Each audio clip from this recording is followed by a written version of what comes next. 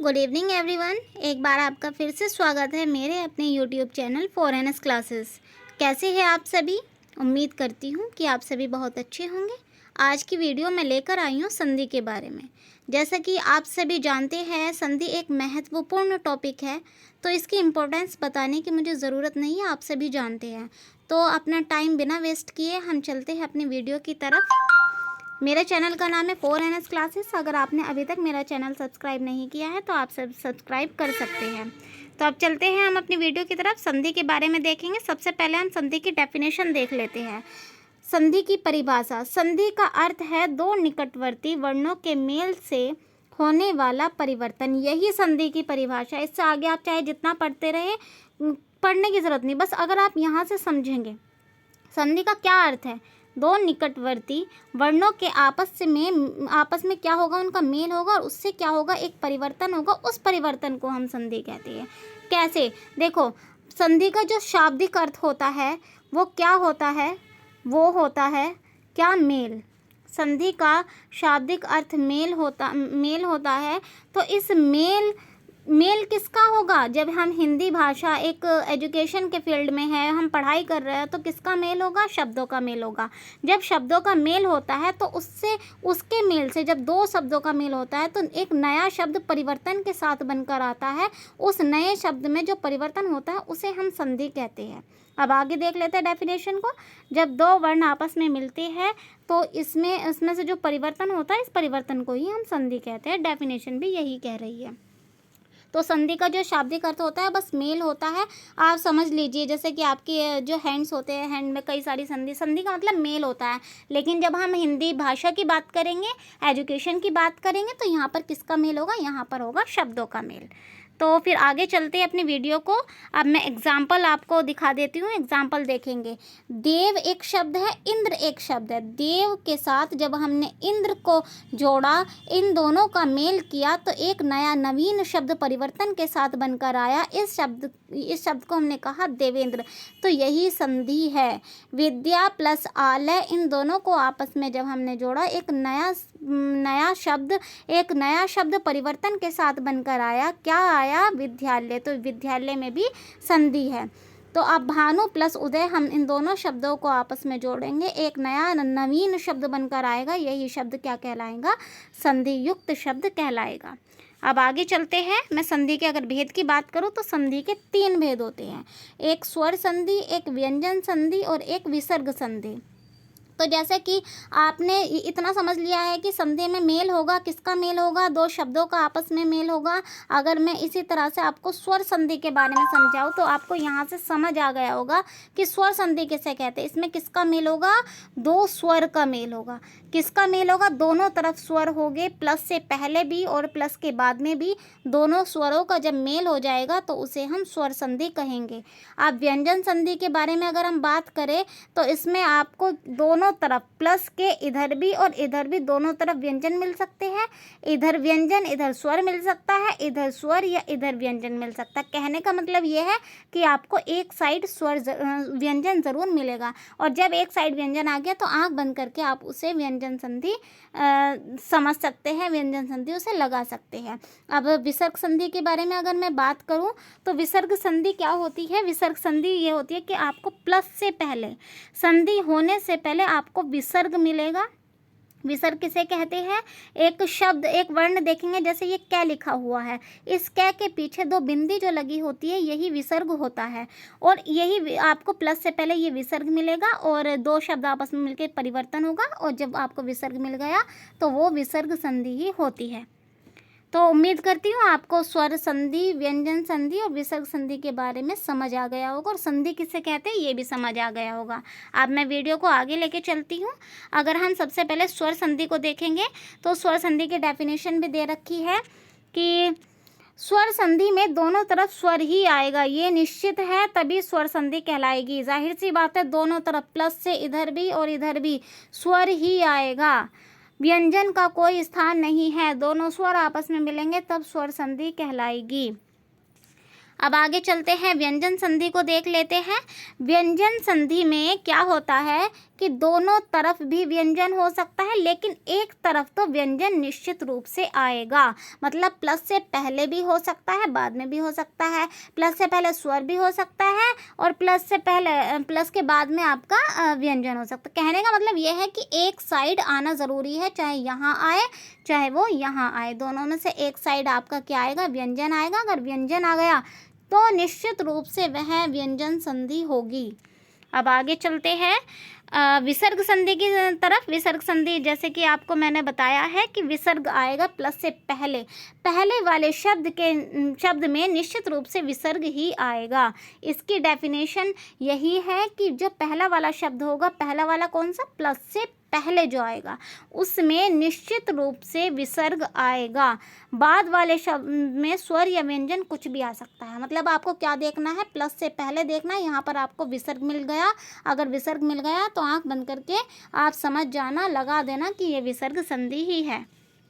अब आगे चलते हैं। अब स्वर संधि के भेद को देखते हैं। सबसे पहले स्वर संधि के कितने भेद होते हैं? स्वर संधि के 5 भेद होते हैं। अब इन 5 भेद को हम एक एक करके पढ़ेंगे और किसके साथ पढ़ेंगे? ट्रिक के साथ पढ़ेंगे। ट्रिक ऐसी कि आपको एक बार में समझ में आ जाएगा। उम्मीद करती हूँ आप ये मत कहना कि समझ में आ जाएगा। अगर आप समझना चाहेंगे तो ही समझ में आएगा। ज़बरदस्ती मैं आपके दिमाग में कोई चीज़ नहीं डाल सकती। तो उम्मीद करती हूँ आप वीडियो में अंत तक बने रहेंगे। कुछ अभ्यास प्रश्न हैं, आप उन्हें भी हल करने की कोशिश करना। आपने चाहे जितना पढ़ लिया, जब तक आप प्रैक्टिस या अभ्यास नहीं करेंगे तब तक आपकी पढ़ाई बिल्कुल बेकार रहेगी। तो उम्मीद करती हूँ कि आप प्रैक्टिस भी करेंगे और मेरी जो वीडियो है इसे समझने की पूरी कोशिश करेंगे। तो सबसे पहले अगर मैं जिस संधि की बात करूँ वो है हमारी दीर्घ संधि। तो दीर्घ, जैसे कि हम जब छोटे थे तो हमारी क्लास में क्या होता था, 2 टाइप के क्वेश्चन आते थे। एक आते थे लघु प्रश्न और एक आते थे दीर्घ प्रश्न। लघु का मतलब होता था शॉर्ट टाइप क्वेश्चन और दीर्घ का मतलब होता था लॉन्ग टाइप क्वेश्चन। तो यहीं से आप समझेंगे दीर्घ संधि। तो दीर्घ संधि में आपको क्या मिलेगा? दीर्घ संधि में आपको मिलेगा जो स्वर होगा वो दीर्घ मतलब बड़ा वाला स्वर मिलेगा आपको। जैसे कि आ, बड़ी ई, बड़ा ओ। अब यहाँ आप देखेंगे इसमें जो ट्रिक है, बड़ा आ मिलेगा, बड़ी ई मिलेगी, बड़ा ओ मिलेगा। ये तीनों अगर किसी भी शब्द में आपको मिल जाए तो आंख बंद करके आप दीर्घ संधि लगा देना। देखो व्यंजन और विसर्ग संधि के टाइप नहीं होते। जो टाइप होते हैं वो किसके होते हैं? स्वर संधि के होते हैं। और इसी का जो फर्स्ट टाइप है वो दीर्घ संधि है। दीर्घ संधि में आपको बड़ा आ, बड़ी ई, बड़ा ओ मिलेगा। यही मात्राएं आपको मिलेगी। अगर ये मात्राएं मिल गई तो आप समझ जाना ये दीर्घ संधि है। अब यहाँ देखेंगे, और ये कहाँ मिलेगी? जहाँ वो ये ऐसे पॉइंट में मिलेगी शब्द में जहाँ पर संधि होती है। संधि स्थल पर ही मिलेगा ये वाला। संधि स्थल से पहले या बाद में हो उससे कोई इफेक्ट नहीं पड़ता। आप देखेंगे कहाँ पर है ये चीज़ें कहाँ है? संधि स्थल पर होनी ज़रूरी है। आप सबसे पहले एग्जाम्पल देखेंगे हम विद्यालय। विद्या प्लस आलय, विद्या का आ और आलय का आ मिलकर बड़ा आ हो गया। और जब ये क्या बन गया? बड़ा आ विद्यालय। इसमें आ गया बड़ा आ, कौन सा हुआ? दीर्घ संधि। अब महात्मा में देखेंगे, महा प्लस आत्मा, महा में देखो हा बड़ा हो गया, तो ये कौन सी हो जाएगी? दीर्घ संधि। मतलब दीर्घ हो गया, बड़ा हो गया, लॉन्ग हो गया। ऐसे हम समझ सकते हैं, ये ट्रिक है एक तरह से। अब बड़ी ई की बारी आई। अब यहाँ पर बड़ी ई मिल गई आपको, रविंद्र में बड़ी ई मिल गई, बड़ी ई दीर्घ संधि हो गई। अब ऐसे आप ये कहने लगे कि यहाँ तो छोटी ई आ गई, नहीं। आप देखेंगे संधि स्थल क्या है इसका? ये है बड़ी ई, बीच में आएगा ये, साइड में कोने पे ऊपर इधर उधर मत देख लेना, बीच में होनी चाहिए, बीच में होती है संधि हमेशा। तो ये बीच में बड़ी ई आपको मिल गई। जो बड़ी ई मिल गई तो ये आपकी कौन सी संधि हो जाएगी? दीर्घ संधि। ऐसे ही भानुदय में बड़ा ऊ है और वधूत सौ में भी बड़ा ऊ है। जब आपको बड़ा ऊ मिल गया तो यह आपकी कौन सी संधि हो जाएगी? दीर्घ संधि हो जाएगी। तो उम्मीद करती हूँ आपको समझ में आया होगा। मैंने पूरी कोशिश की है। अगर आपको फिर भी कोई पॉइंट ऐसा लगता हो कि समझ नहीं आया तो आप मुझे कमेंट करके बता सकते हैं। अब आगे चलते हैं हम गुण संधि की ट्रिक की साइड। देखो दीर्घ में आपने पढ़ लिया कि इसमें दीर्घ है। दीर्घ मतलब बड़ा है, क्या बड़ा है, इसमें स्वर बड़ा है, बड़ा आ है, बड़ी ई है और बड़ा ही ऊ है। अब यहाँ देखेंगे गुण संधि में इसमें आपको ए और ओ की मात्रा आपको लगी मिलेगी। जैसे रमेश में ए की मात्रा है, नरेश में ए की मात्रा है, महेश में ए की मात्रा है, महोत्सव में ओ की मात्रा है, परोपकार में ओ की मात्रा है, महोदय में ओ की मात्रा है। तो अगर आप ऐसे याद कर सकते हैं कि गुण में ए और ओ की मात्रा मिलेगी। अगर आपको ये भी याद नहीं हो रहा ना, तो इससे भी अच्छी मैं एक ट्रिक बता सकती हूँ कि जिस शब्द के ऊपर एक चोटी मिल जाए बीच में, जिस शब्द के ऊपर बीच में एक चोटी मिल जाए, वहाँ पर आंख बंद करके गुण संधि लगा देना। या तो आप ऐसे याद कर लो कि एक चोटी मिल जाए, या आप ऐसे याद कर लो ए और ओ की मात्रा शब्द के बीच में आपको मिल जाए, तो वो क्या होगी, आपकी गुण संधि हो जाएगी। अब आगे चलते हैं, गुण संधि समझ में आ गई होगी। वृद्धि संधि की साइड, वृद्धि संधि में हम देखेंगे कि इसमें बड़ी ए और बड़ा आओ। अब देखो गुण हुआ तो छोटी ए आई और क्या आया, ओ आया। अब यहाँ पर वृद्धि हुई। अब ये मान लो कि इन दोनों में ही हमने वृद्धि कर दी, तो इसका हमने बड़ा ए बना दिया। एक सेकेंड वेट करेंगे। इसका हमने क्या कर दिया, बड़ा ए बना दिया, और इसका भी हमने क्या कर दिया, बड़ा औ बना दिया। तो बड़ी ए और बड़ी औ की मात्रा आपको इस संधि में मिलेगी। अगर बड़ी ए और बड़ी औ की मात्रा आपको मिल गई तो आप ये समझ लेना कि आपने कर दी वृद्धि। किस में वृद्धि कर दी, दो चोटियों में वृद्धि कर दी। गुण संधि में एक चोटी थी, वृद्धि संधि में आपको क्या मिलेगी, दो चोटी मिलेगी। ये रही दो चोटी, ये रही दो चोटी, इसमें भी, इसमें भी, इसमें भी और इसमें भी। देखो दो टाइप से दो ट्रिक समझा रही हूँ। एक तो आपको ये वर्ण, देखो मैं उम्मीद करती हूँ कि आप दोनों ही ट्रिक समझेंगे, एक को मत समझना, दोनों ही समझो, दोनों ही याद करो, कोई भारी चीज़ नहीं है। इसमें बड़ी अ और बड़ा औ आएगा वृद्धि में, और इसे याद करने की एक ट्रिक और बता दी कि इसके सिर पे दो चोटी आपको दिखाई देगी। किसके सिर पे, शब्द के सिर पे आपको दो चोटी अगर मिल गई तो वो आंख बंद करके आप वृद्धि संधि लगा देना। एक चोटी मिल गई शब्द के बीच में, गुण संधि लगा देना। बड़ा आ, बड़ी ई और बड़ा ऊ मिल गया तो आंख बंद करके कौन सी संधि लगाएंगे, दीर्घ संधि।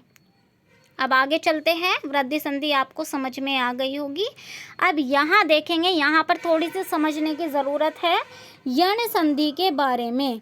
यण संधि में य, व, र, तीन शब्द याद करें। देखो यण संधि य से स्टार्ट हो रही है, य से, और इसमें य, व, र तीन वर्ण दिखाई दे रहे, य, व और र।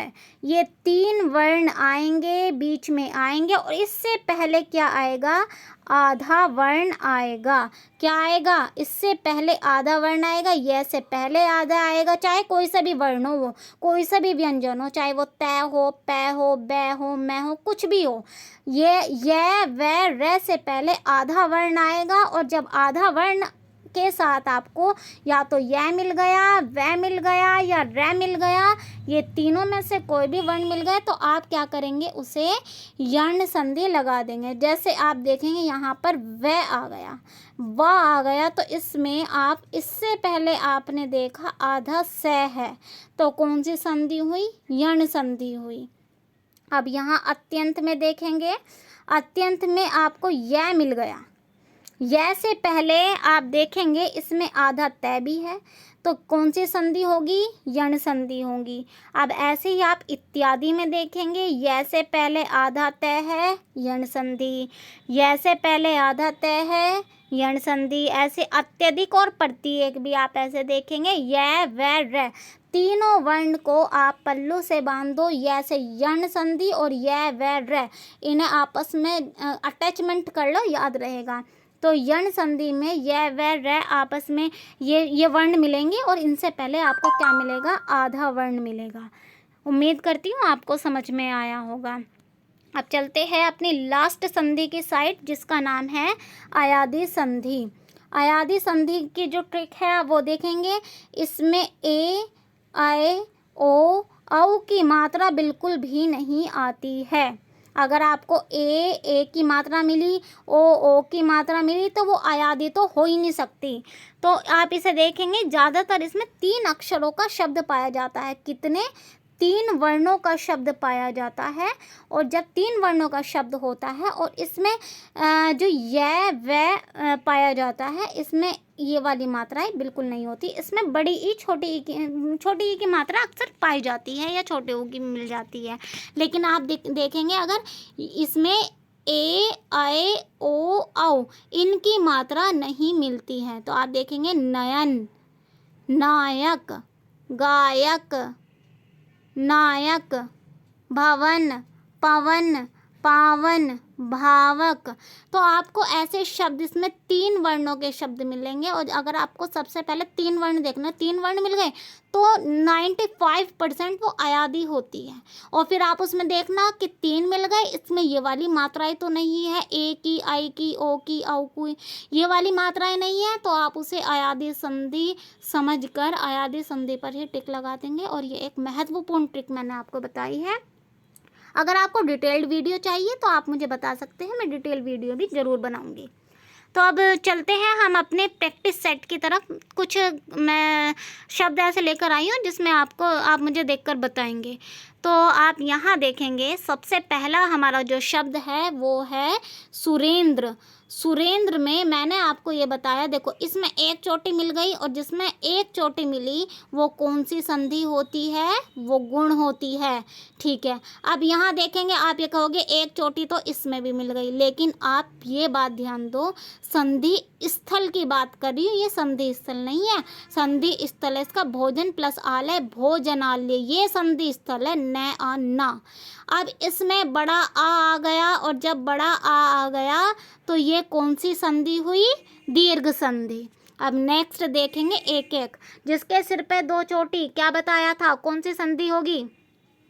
वृद्धि संधि। जिसके सर पे 2 चोटी होती है वो वृद्धि संधि होती है। तो आप इस बात को अच्छे से ध्यान रखेंगे। अब नेक्स्ट चलते हैं नेक्स्ट क्वेश्चन की तरफ हम।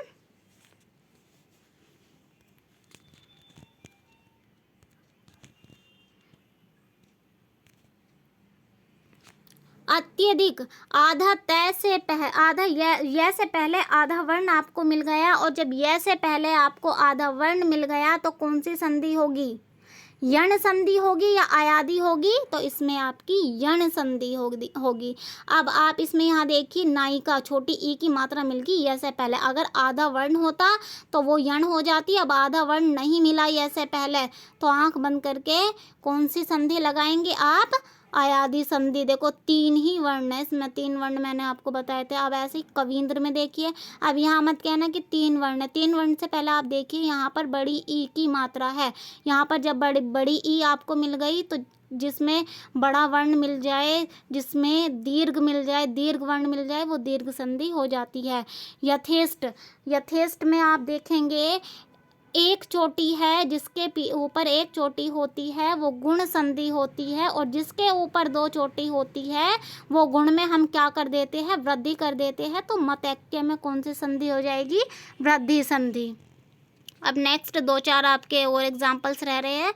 स्वागत, आप देखेंगे हमारा ये वर्ड लिखा हुआ है स्वागत, वैसे पहले आधा वर्ण मिल गया, यण संधि। पावन, 3 वर्ण है, पावन में 3 वर्ण है। आप इन 3 वर्ण को देखेंगे, वैसे पहले आधा वर्ण नहीं है तो अयादी संधि, आधा वर्ण होता तो यण संधि। आप गिरीश में देखेंगे, संधि स्थल पर बड़ी ई है और जब ये बड़ी ई है तो ये कौन सी हो जाएगी? आपकी दीर्घ संधि। महोत्सव में एक चोटी ऊपर मिल गई, किस में मिलती है? गुण में। 2 चोटी ऊपर मिल गई, किस में मिलती है? वृद्धि में। आगे चलते हैं, अब आगे देखेंगे आप देवयालय। देवयालय में आप देखेंगे यहाँ पर क्या, यह आ, देवयालय, आ मिल गया, आप कर देंगे भाई देवयालय में तो हो गई हमारी दीर्घ संधि। लेकिन 1 मिनट, आप दीर्घ संधि देखने से पहले य से पहले आप देखेंगे आधा वै लिखा हुआ है। आज जब य, वै और रै इन तीनों से पहले कोई भी आधा वर्ण आ जाए तो वो कौन सी संधि होती है? यण संधि होती है। हवन, 3 वर्ण मैंने किस में बताए थे? 3 वर्ण मैंने आपको बताए थे अयादि संधि में, अयादि लगा दो। नाविक, 3 वर्ण है, वैसे पहले कोई भी आधा वर्ण नहीं है। जब आधा वर्ण नहीं है तो ये कौन सी आ जाएगी? आपकी अयादि संधि। अब 2 चोटी किसके सर पे थी? आप ये मुझे कमेंट करके बताएंगे 2 चोटी किसके सर पे हमने लगाई थी। तो उम्मीद करती हूँ आपको मेरी वीडियो पसंद आई होगी। अगर आपको मेरी वीडियो पसंद आई हो तो आप लाइक करना बिल्कुल ना भूलें और इसे शेयर भी ज़रूर कर दें। Thank you and have a nice day.